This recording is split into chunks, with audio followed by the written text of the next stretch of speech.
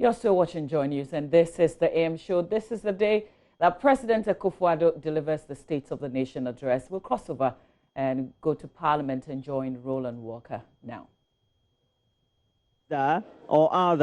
Everything is set for the State of the Nation address, and we all do know what the Constitution stipulates. You go to Article 67, it's stated there, and in the Fourth Republic, we've had the State of the Nation address as delivered by the President constitutionally to the plenary, and our cameras will be right there in the chamber. It is expected to be live as well, and that interaction in the studio by Mama Vitus also gave you a head start as to what we will be looking at right here. We will focus on the subject of the economy, related issues of anti-corruption or corruption or anti-graft. It depends on how you want to put together the phrase. And of course, we'll have to transition into the concerns that have been raised about whether government has had the commitment or has been unable to clamp down on Galamsey based on a policy intention of the president, Nana Addo Dankwa Akufo-Addo. But before now, the president had been touring the OT and Volta regions, had been telling the citizenry in those two regions that he is well poised to develop this country based on the policies, the intentions of those policies as well, and advocating or persuading the ordinary voter that he again needs another term. But this is also going to be a verdict that will be decided by the voters. And what a way for us to start. Dr. Lord Mensah is with the Department of Finance, the University of Ghana Business School. We'll be speaking to him shortly in a moment. But we also need to tell you that if you look at what the deficit has been as far as the expenditure for the related budgetary estimates since 2012, we had an upward close to 12% in 2012. Since then, well, we hadn't done too well until we hit the 7.5% mark in 2016, and it looks like it's dwindling. And one of the notable things that we have to say government has been noted for, the Akufo-Addo-led administration has been noted for, is the positive fiscal consolidation so far. The expenditure patterns have been right, they've been tight, logically in the practical sense, and trying to not overspend in that regard. And so it's helped for the fiscal consolidation and the intentions to be achieved, won't you say? Yeah, I mean, the intention is good. If you look at the numbers as we speak now and the structures that we are putting in place, I mean, with the Fiscal Council and then Fiscal Responsibility Act, you clearly see that there's kind of intention to make sure that we stay disciplined. And we all know the history of all this. As to coming out and not have been financially disciplined, it took us to IMF. And to the extent that IMF had to come in and prune the system. Pruning the system means, I mean, they have to make sure that financially the right things are done. And out of preparation to exit, we came up with our own structures to indicate that we can be self-disciplined when it comes to finances. But Roland, let me put you back onto just recent budgets that was read. You could see clearly that that commitment of controlling our expenditure is not there. Because when you talk about deficit, it has two components. You're looking at your revenue that you are generating, you're looking at your expenditure that you're going to spend. Now, the government proposed to spend about 87 billion, Ghana cedis. And in the end, we ended up, indicating that we'll spend around, we'll generate around 67 billion. Now, what's the difference? The difference is about 18 billion. Now, when you go to the expenditure side of the resource allocations, you could clearly see that there are some items that adds up to that 18 billion that, for me, they are not earmark items, and they're not statutory as well.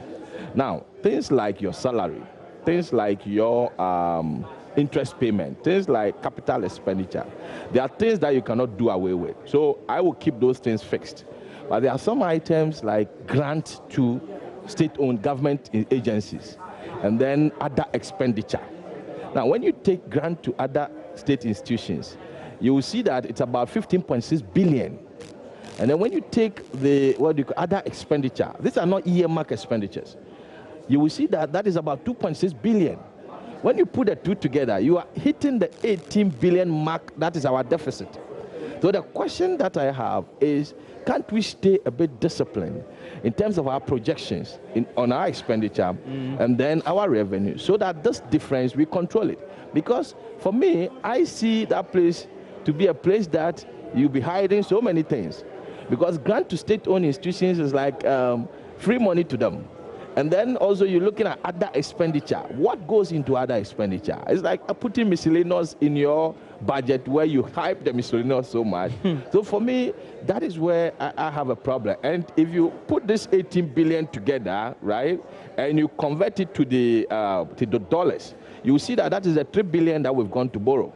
Okay? And in the end, it tells you that if we are to pump those 3 billion, apart from defraying part of what? Our earlier debts that we owe and interest payment, the rest will be going into those areas. And that will go into sectors that might not necessarily be productive as expected. So for me, I think, you know, fine, we've projected that we're going to stay disciplined in terms of our fiscal deficit. We projected 4.7. And as to whether we'll stay within it or not, that is where I have a problem. I do agree, and it's a sort of a commitment in itself, having a fiscal responsibility act for which a subsequent council is also inherent based on what the act is saying. It also means that that commitment is there. And the finance minister, if you look at what his utterances have been, his communication to the media over the last couple of weeks, especially since we undertook that roadshow for the 3 billion, it was oversubscribed, he has reiterated that sort of commitment. And I don't think we have to doubt the government and its intentions at all. You see, there's a difference between getting committed and what happens on the grounds. The finance minister, with his background, has a technical eyes looking at this economy. But then there are some components that, you know, you cannot do away with. They go hand in hand. The political forces that forms part of our, you know, governance structure. You can't beat it. Now, at the end of the day, he might have good intention to ensure that, you know, we stay disciplined. However, I'm stating it clearly that we might not end up seeing that because of the structure of the expenditure allocation that we had in our 2020 budget, which gives that freedom of unnecessary spending. That's how I see it. I say, look, if you do the extrapolations, when it comes to tax revenue, as to where we're going to derive them, you take outside the 67 billion that we also needed to make sure we go wherever we're going to generate it and to fund the budget for this year. 19 billion was supposed to be tax revenue on goods and services. And for properties, etc., we have about a target of 26 billion. Now, if you do the extrapolations, you also get to find that, well, we've exceeded our target for domestic revenue the last year, 2019. It gives room for comfort to think that government will be able to meet some of these policy projections in the first place, collecting the right sort of revenue. What will be then the question mark as to how far we can broaden the tax net to be able to perhaps do better, or perhaps just remain on the even? Right, very, very good point to make here. You know, if you look at our tax base, it has been focusing on the formal sector. Is that a worry? Yeah, it is. Because the informal sector or the underground economy has been left out. And that is a bigger chunk of the economy, right? Now, if you take, for instance, the tax revenue, non-oil tax revenue, we targeted about 44 billion, you know, which for me, it's a non-oil tax revenue. In the end, if you want to hit that target, I believe that you have to broaden the net. And where are you broadening the net to? Maybe to rope in the informal sector. Now, where is that informal sector? How aggressive is the informal sector economically? Now, if you look at after the banking sector cleanup, most of these, you know, informal sector businesses have come down. It has frozen liquidity, funds flow in and out of the bank. So for me, if you are saying that you are proposing a solution, and that solution should be roping in the informal sector, I think it might be too early to do that.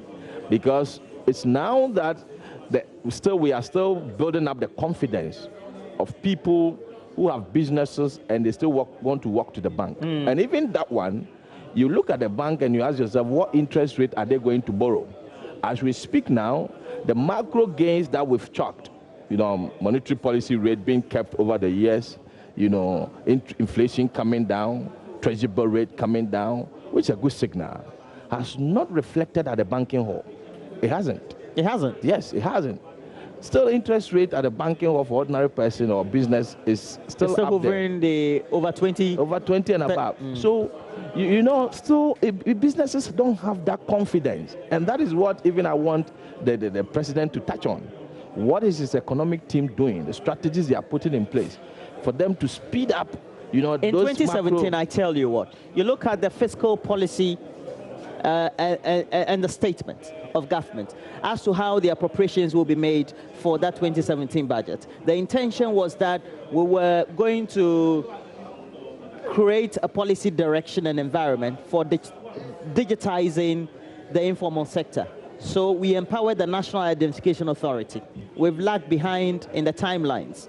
Could there have been a panacea in trying to rope in the informal sector, even if it's still not active because of the banking crisis? That is perfect. That's something that I was thinking about all this while. The essence of having a digital address system, the essence of having national identification card, even though we have not finished, is a way of identifying the people and identifying the businesses, having the numbers in hand, so that when you are taking decision as to what to charge when it comes to tax levels, you'll get to know. So far as we speak now, we've had those investments. But those investments are yet to integrate into the structures that we have already. Now, we've been able to produce digital address system. Have you asked yourself, how has that informed our revenue collection? All the revenue enhancement or the booster that we've had over the years has all been more or less measures like having a paperless port. That is, you could see the impact immediately. But then the social-oriented ones, we're not feeling the impact. I always say that it's an investment we've done. But then as to the time that this investment will build up into our revenue collection, will build up into our economic structure, we are yet to see that. Look, we have seen, even though there's a policy direction for agriculture, the agriculture and the sector itself, if you look at sectorally, the industries that tend to, or the sectors that tend to do well, we've seen some declines. We have planting for food and jobs, etc. But look, we've been around the 90%, going down to that sort of level. Even though by 2016, we were around the 20-something, just the early part of the 20s and all that. Is it that we've not been aggressive enough, or it is just a value chain that we haven't developed enough? Yeah, agriculture, I always say one thing. Agriculture in this country has been left for nature to determine the yields for us. I.e., if we don't have very good rains, we don't get very good yields. Okay. If we don't get if the dry season extends for about maybe 6 months, then we start having problem with our yields. The mechanisms that we're supposed to put in place to give us all year-round yield, so that the bank will be sure that if you go and tell them you're able to produce 50 bags, and 50 bags may take about 6 months to grow. Now, 50 bags, you can produce it consistently and you give them the history, okay, of that 50 bags that you've been selling. Which bank won't give you a loan for that purpose? But the yields have been good. Yeah, well, they have been good. But then I would tie it to, last time we had very good rains. Yes, right? We had a glut of, let's say, was it rice? Yes, rice. Yes. Now, let's wait, right, going forward. I will not take only 1 year to, take my decision whether we've been good or not. I need trends.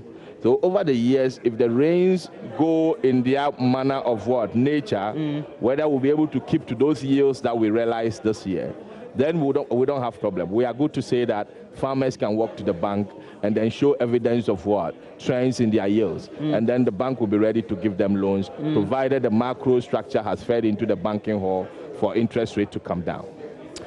If you take a look at some of the accolades internationally that governments have been getting, mainly because of the signals that have been sent outside, about how we've been able to manage the fiscals. And that has also translated in the warm reception of Ghana, or Ghana is having, when we go into the international market, the financial market. Yeah, sure. That also means that we're doing something right, is that not it? Oh, yes. It depends on the one who is giving you the money out there, the information he has. Now, most of these investors out there has information that you, the ordinary person here, will not say is an information that is important to you. Now, those over there are looking at Ghana in aggregation. Ghana can boast of several resources. Ghana can boast of youthful population, very dynamic population, which in the end, if in a worst case, all the resources get finished and we mismanage the debt that we are accruing, these guys can work and they will be taxed to pay that debt. Do you get it? So ordinarily, what they see when it comes to the information on Ghana is completely different from what me and you see. Now, what myself and you wants to see is how the macro, okay, those fiscal gains that is empowering those foreigners to give us money, okay, those fiscal, discipline will transform into our pockets. That is what we need as citizens. At the end of the day. Yes. That's basic. That is basic. And in the end, I'm expecting that the president will come out with a strategy, or the economic team's strategy, to determine how they're going to make sure that, because for me, I see it to be more or less being long overdue. And as a result of that, we might not necessarily realize that transformation. And we need it as a country. So he should tell us what are the mechanisms. Now that the banking sector is not liquefied, now that businesses are not walking to the banking hall for loans and all those, what are the strategies are they putting in place to make sure that ordinary person or the business can easily walk to the bank for a loan, and therefore he will get it at a very lower interest rate. That is what we need as a country, so that the private sector can be engaged. It won't be only government that is engaging the people when it comes to employment. We have about 7 minutes more to let you go because of the exigencies of your schedules. Sure. But we do know we've had an increment in the CD quantum of our debt, of course. But because of the way we've been able to manage the fiscals, and you look at whether the adjustment, appreciating or depreciation of the CD against the major international currency, especially the US dollar, we've been able to manage it, keep it at 62%, the debt to GDP ratio. Is this something that we can always rely upon, that once we keep the fiscals good, then we shouldn't worry about whether the debt is increasing, and so we'll be able to keep it that way? No, debt increasing is a bit of worry. Remember, if you look at the structure of our debt, the foreign component determines the dynamics of the debt. Well, Dr. Lord Mensah interacting with Roland Walker. They've been talking about the economy. Well, in the studio, also still tracking, the president, remember, will today be hosted in Parliament as he delivers the State of the Nation address. But the president, of course, campaigned back in 2016 on the platform of ensuring that the national exercise to curb corruption is boosted, especially with his personal record of incorruptibility and his commitment to strengthening the institutions responsible for aiding the fight against corruption. Since assuming office, he's made some effort. How has that translated into reducing the corruption perception or the canker on the ground? In the studio is former Executive Director of the Ghana Integrity Initiative, Mr. Vitus Azeem, for a conversation. Good morning to you, sir. Good to have you. Good morning. Last year at the State of the Nation, this is what the president said specifically on corruption and in reference to the special prosecutor. And I want to read that. He said, and I quote, "Mr. Speaker, we all await the special prosecutor to start his work. It is in everybody's interest that we know that any accusations of corruption in public office will be vigorously investigated and prosecuted. If the prima facie evidence is there, there should be an essential feature of the governance culture of our economy. For myself, I know the special prosecutor to be a responsible public official who will act when he is ready." unquote. This is what the president said last year. So how is the special prosecutor working? Well, I think it's not just last year. The past 3 years, the president has always mentioned the special prosecutor in his State of the Nation address. And he has raised the expectations of many Ghanaians, not only in Ghana, but outside the country. Wherever he goes, he talks about passing the law and establishing the Office of Special Prosecutor as an indication of his commitment to the fight against corruption. Unfortunately, and I say unfortunately, the expectations of Ghanaians have not been met. People were expecting that, we would have heard that so much money has been recovered from people that have illegally stolen money. We have heard that some people have been successfully prosecuted. Unfortunately, we're not hearing that. So our expectations are not met. Whether it is the fault of the Office of Special Prosecutor or it is the fault of the President, the Executive, the fact is that we are not seeing what we're expecting. Let's run through a few things that have been referred to the Special Prosecutor's Office. And one which is very recent is the Airbus issue. I'm not sure what information you have, if you know, in terms of the exact work that he's doing with regards to this issue. What I know is what is in the public domain, that he has made preliminary investigations and they have found out that it is something that has to do with corruption and that they are going to investigate. So it falls within the mandate of the Office of Special Prosecutor to investigate the Airbus. I don't know whether there are now allegations, but the fact that there was a judgment that Airbus admitted that they had paid some money to certain people. Okay. So, so what everybody else knows in terms of it has to do with corruption and his office can handle it. Yes. There was also the issue of he himself possibly being involved because he was also in office at the time that this incident happened. Yes, my view about that is this. Yes, he was in office at the time, but the Office of Special Prosecutor is not Martinamido. Martinamido is just the head of that institution. And so Martinamido can step aside, recluse himself from the investigations. In fact, I don't think that he does most of the investigations himself. There's a deputy capable that can also carry out the investigations. And I don't think that that should be a reason why the office should not take up the matter. Okay. What's on your mind in terms of some of the issues related to corruption this year that we're all hoping the president would perhaps touch on it and give us a clearer picture and more information? There are so many issues that you would expect the president to talk about, which unfortunately he's not likely to talk about. Why do you say that? He hasn't even presented his speech Yes, yet. because we've heard, this is not the first time that he's addressing the nation.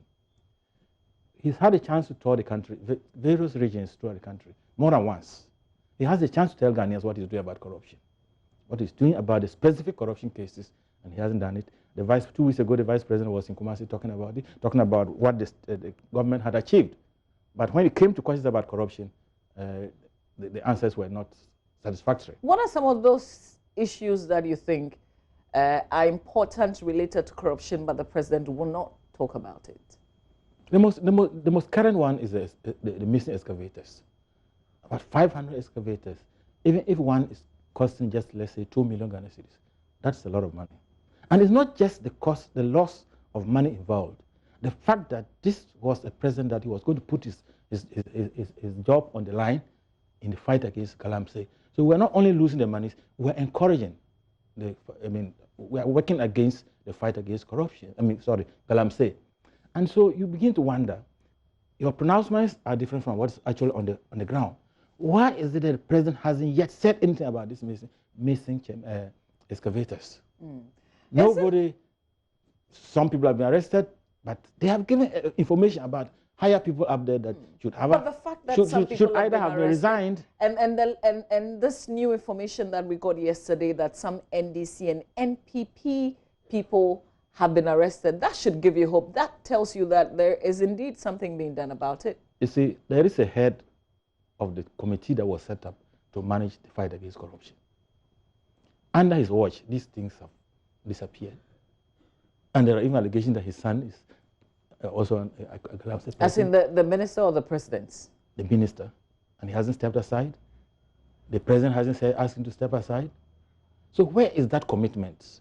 The commitment only comes when it affects lower people or people outside his government. So what are you saying? The fact that there are allegations that Professor Frimpong Boateng's son is perhaps involved in mining activities means that he should step aside? No, because he is the head of that the committee, interministerial committee that has watched over the loss of these excavators. It's enough in some countries for the minister to resign. Hasn't this issue been politicized, though, so that it's difficult to know, what is real and what is not? No matter how politicized it is, the president has the necessary structures, the national security, the CID, the various institutions to investigate this matter and brief him quickly on the actual situation, if he was determined to find a solution to this. And so that is already an indication of his lack of interest in this matter.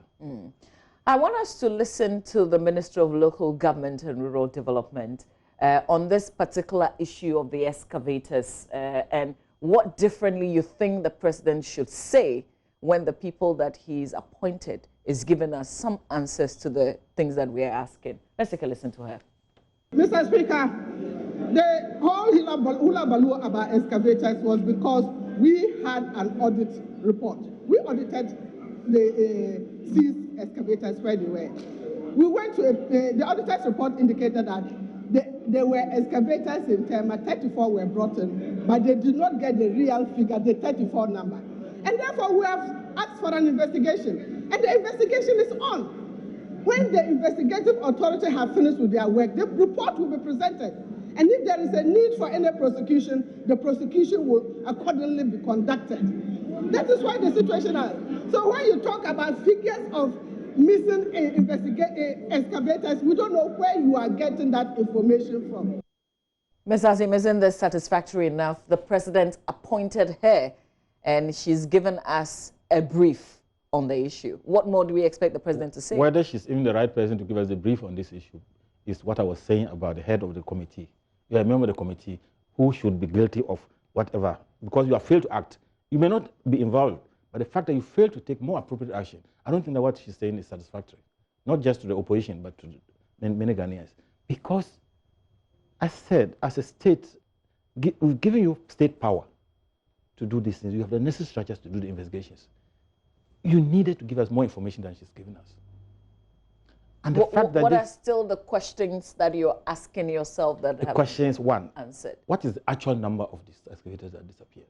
Is it true that some of these excavators have found themselves back into the Galamsey field? Is it true that the son of the chairman of the committee is actually involved in this Galamsey thing and using some of these things? Is it true that the party took a decision that they should use Galamsey to raise funds for their campaigns? These are things that either the president or his party people should come out and comment on. And we're not hearing that. So when you don't get it, you speculate.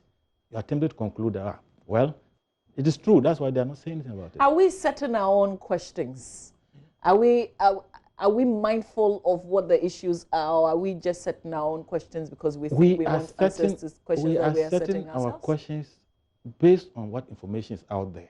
Is it based on when the party chairman? Is it based on what the main opposition political party is saying? When a party chairman of the ruling party comes out to say certain things, you cannot just ignore them. He comes out to confess that they had a meeting and all this is. I'm sure you're talking about the vice chairperson. The suspended. Who is in the grips of the police, by the way? But he said that he's not the only one. This was a decision taken by the party. What has the party said about this is the same man who's also made some allegations. He's come back to retract some of the comments that he made against certain people. What were you expecting him to do? You know, the party whip is there. Why did you say this? Why are you embarrassing the government? Why are you embarrassing the party? You need to change. Is that not expected? This is not the first time somebody has said something against the government and has retracted them. So I wouldn't take that the retraction seriously at all. Is there anything that they would say with regards to this issue that would satisfy you? Well, just recover the excavators. Say that look, by now, this has happened for about 2 weeks now. How many excavators have been recovered? All of them should have been recovered. Or more people should have been arrested. Those who bought those excavators. Have they been, You're not satisfied that some of them have been arrested and it's been investigated. You know that issues that have to do with corruption takes a bit because you have to investigate and you have to be sure that you actually have a real case against the people before you go further. You see, there are certain things that you have to take on more seriously because, one, they affect the individuals personally. For example, when you talk about, let's say, somebody bribing somebody, it does not directly affect the individual. But when you pollute the water that we drink, we can no longer fetch that water to drink. When I have spent money buying excavators and you take it and sell it to somebody else, it affects me personally, directly. And so I was expecting more action than just the things that they have said. Okay. So you're satisfied that the president won't go there? Well, he may go there, but it may not be what we expect to hear. Okay. What are some of the other issues? We've talked about the missing excavators. I mean, so other things. Other corruption issues. Other corruption issues is come out and say, we've investigated them and they have been exonerated. Issues such as? Such as the Australia visa saga. Somebody sat in his or her office and wrote a letter to the Australian embassy. Said, grant visas to these people. They are Ghanaian journalists going to cover the games. You investigate and you don't find, one person is accused, you investigate, you don't find that person guilty. And the matter is closed. Even people were repatriated back to Ghana. Nothing has happened to them. So that's still... And then you say, oh, the person has been exonerated. One person has been... So what is the cause of the investigation? Was the investigation just targeting one person? Or the whole saga? But this issue happened before last year. Yeah, but it's a corruption issue that keeps coming That's up. still hanging. It's still very important. Okay. When you talk about issues that he has not adequately addressed.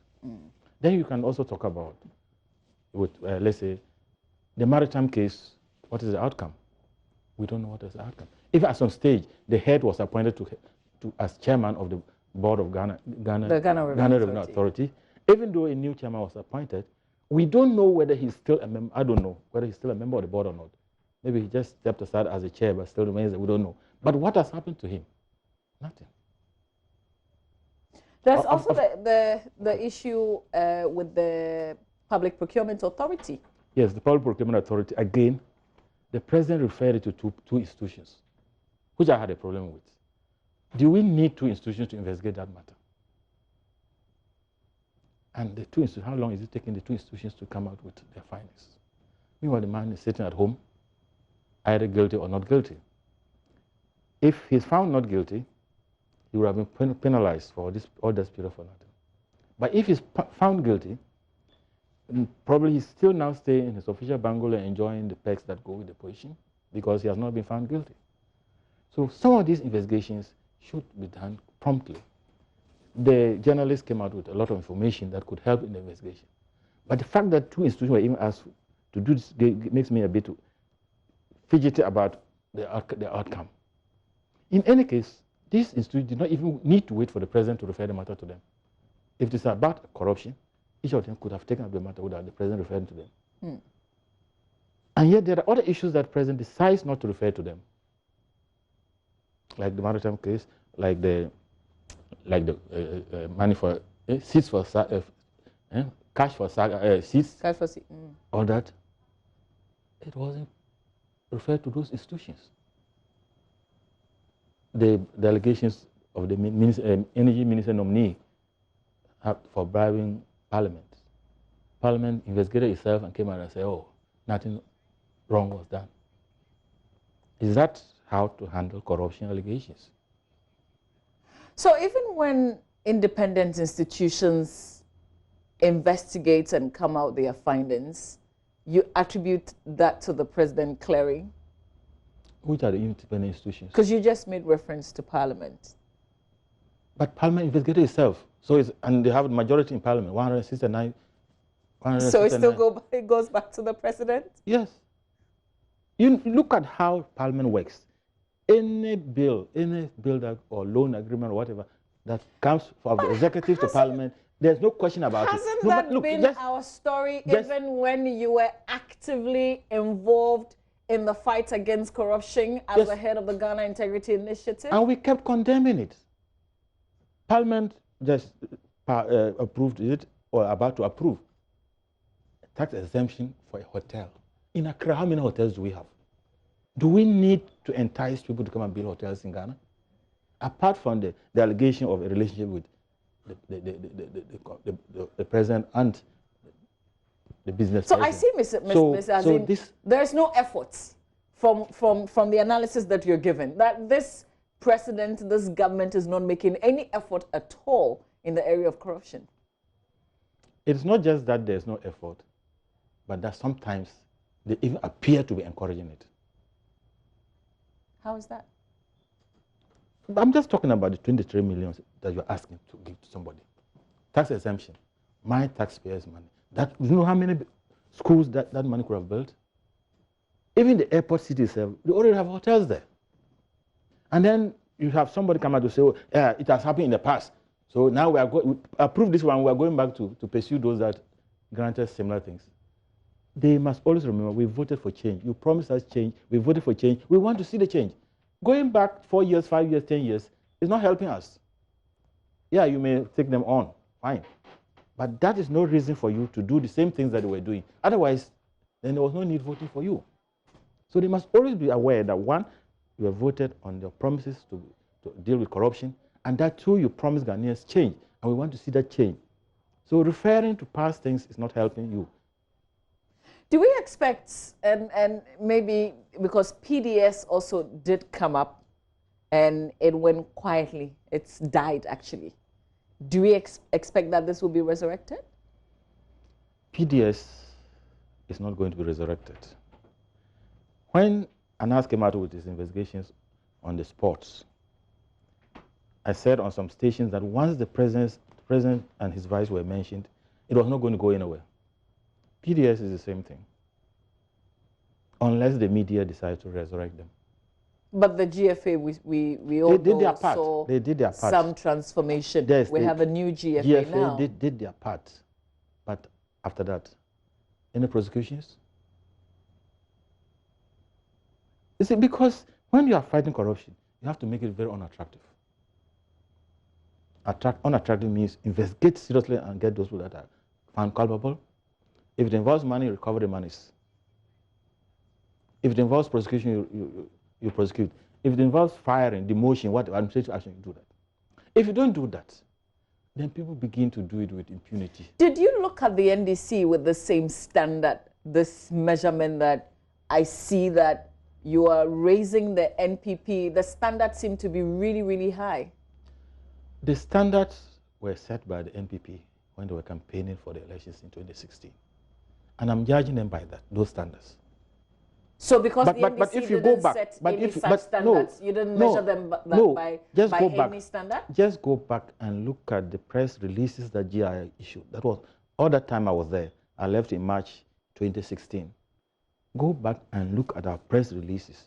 If you have clips of some of the interviews that I've had, whether it's NDC or NPP or PNC, whatever, corruption is corruption. I think that we should not politicize corruption. And those things I'm saying now, I said some of them against the NDC. And some NDC people actually were not happy with me, but that is a fact. You shouldn't be thinking about whose feet am I stepping on. You want Ghana to be a better Ghana tomorrow. But I'm saying that in this case, these people have set the standards themselves. So I'm just looking at their standards. I'm not doing anything exceptional. So what have they achieved in the area of corruption? Well, what have they achieved? Legal things, the Right to Information Bill has been passed, but it was passed to take effect from 1st January. By now, so they needed time to prepare. So by now, I was expecting that they would have appointed the commission, Information Commission. We haven't heard about that. That is an achievement, in a way. The enactment of the law for the Office of Special Prosecutor and the creation of that office is an achievement. The problem there is the resources that they need to work with are not forthcoming. Those are the achievements. But achievements in terms of prosecution of corruption cases involving the president's own appointees, nil. There are some prosecutions going on against people who are former appointees of former governments, but not this government. So yes, the achievements are legal, the legal achievements, but it stops there. The National Anti-Corruption Action Plan talks about 3 things. Education of the public on the negative effects of corruption, prevention of corruption that by passing laws, set up the institutions, which they have done very well. But the third part is prompt investigation into credible allegations of corruption and prosecution, which they have failed. Well, this is just one leg of the many areas that we're looking at ahead of the President's nation's address today. And, you know, just on the issue of corruption, just wanted to remind us something that the President said not too long ago. And I just want to read it to you. At the Ghana Bar Association conference, the 2019, and this happened in September, and he said, it cannot be the case, okay, so let me take it. So far, every single alleged act of corruption leveled against any of my appointees is being or has been investigated by independent bodies such as TRASH, the CID, and in some cases by Parliament itself, from the allegations against the then Minister Designate for Energy at his parliamentary confirmation hearings, to that against the former CEO of BOST, to those against the 2 deputy chiefs of staff, to the conflict of interest allegations against the Minister of Finance, to the claims of extortion against the Trade and Industry Minister, to allegations of doubling in visa racketeering against the then Deputy Minister for Youth and Sport, and then Director General of the National Sports Authority, who, even though exonerated by the CID, later resigned, and the chairperson of the board of the National Sports Authority, to the allegations of bribery leveled against the secretary to the Interministerial Committee on Illegal Mining, to the latest involving the suspended acting CEO of the Public Procurement Authority and the dismissed CEO of the National Youth Authority. They have all been investigated or are being investigated by the authorized institutions of our state and not by President Akufo-Addo. It is not my job to clear or convict any person accused of wrongdoing or of engaging in acts of corruption. My job is to act on allegations of corruption by referring the issue or issues to the proper investigative agencies for the relevant inquiry and necessary action. That's pretty clear. Yes, it's clear, but it's not acceptable to some of us. You see, we've seen cases that he has referred to the Office of Special Prosecutor. What prevents him from doing some of the other things? Well, The isn't PDS, that discretion? You've mentioned isn't the PDS. That discretion? Yeah, but you have to look at the seriousness of the case. Look at the PDS case. What has happened? Has it been referred to Office of Special Prosecutor? Has it been referred to Shirag? Well, but there are others cited in that speech. Yes. Yes, so others that are comfortable with, that he is comfortable with, those are the ones he has cited. But even those, I've raised concerns about some of the investigations. What makes you to decide what to give to Shirag, what to give to the Office of Special Prosecutor, and what to give to the CID? Because before the establishment of the Office of Special Prosecutor, some of the things could go to CID. But now it's very clear those things that should go to Office of Special Prosecutor. And you know the Office of Special Prosecutor has complained publicly about some of the institutions not cooperating with him. So you still insist that he conveniently refers cases to places where he knows that they won't seriously investigate and clear the people? Is that what you are saying? That is what I think. And especially for me, for Parliament to investigate itself, we've seen all these things. They don't take us anywhere. Because at least, if you want parliamentarians to be part of the investigation, bring in 1 or 2 independent people to be part of the investigation.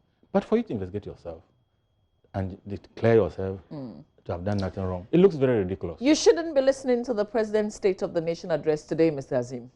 Oh, I would listen. It's an annual ritual that we do every year, but as required by the Constitution. But I don't expect any serious difference between this one and the previous ones, especially when it comes to corruption. You don't think he would give you hope, inspiration? Well, it could be hope, but hope, I always prefer action to the words. As for the words, you can say a lot of things, especially when in a political campaign season. You can make a lot of promises that will appear hopeful to us. But then after that, we'll look at what is actually happening on the ground. So this is purely a political State of the Nation address? I haven't said that, but I'm saying that it's a political campaign season. So? And I mentioned the fact that 2 weeks ago, the Vice President spent about 3 hours telling us what they have achieved. Well, that was to tell you what they have achieved. Yes. You didn't think that he would go to, or you expected him to touch on things that they had not achieved? Why not? And tell us why you have not achieved them. Well, but because that's accountability. Yes, we plan to do 1, 2, 3. We've done 1, 2, but unfortunately we couldn't do 3 because of these constraints. But we plan to take it up. That's accountability. So you're just going to be enduring the speech today? Well, I may not even have the time to do it because I said I'm going for a program. Yes. Not that I don't respect but I've already committed. Okay. Yes. All right, Mr. Azeem, we thank you for your time. We will be analyzing the specifics on corruption when the State of the Nation address is delivered. That's a former executive director of the Ghana Integrative Initiative, Mr. Vitus Azeem. His standards are really, really high when it comes to corruption. But there are many other areas that we will be touching on in our analysis ahead of the State of the Nation's address today. So we will look at security. There's also industry, services, education, healthcare, delivery, and sanitation. There's also agriculture and economy, as Roland Walker started there from Parliament. So stay with us, definitely. This is Joy News.